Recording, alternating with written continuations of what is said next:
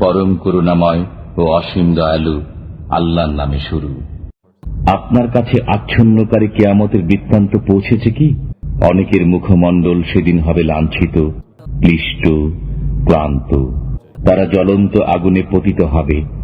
তাদেরকে ফুটন্ত নহর থেকে পান করানো হবে। কণ্টকপূর্ণ ঝাড় ব্যতীত তাদের জন্য কোনো খাদ্য নেই। এটা তাদেরকে পুষ্ট করবে না এবং ক্ষুধায়ও উপকার করবে না। অনেক মুখমণ্ডল সেদিন হবে সজীব, তাদের কর্মের কারণে সন্তুষ্ট। তারা থাকবে সুউচ্চ জান্নাতে। সেখানে শুনবে না কোনো অসার কথাবার্তা। সেখানে থাকবে প্রবাহিত ঝর্ণা। সেখানে থাকবে উন্নত সুসজ্জিত আসন এবং সংরক্ষিত পান পাত্র এবং সারি সারি গালিচা এবং বিস্তৃত বিছানো কার্পেট।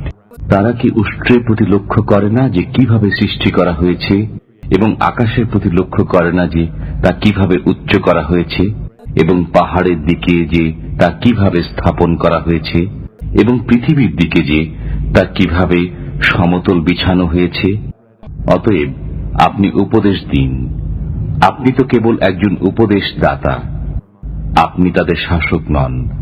কিন্তু যে মুখ ফিরিয়ে নেয় ও কাফির হয়ে যায়, আল্লাহ তাকে মহা আযাব দেবেন।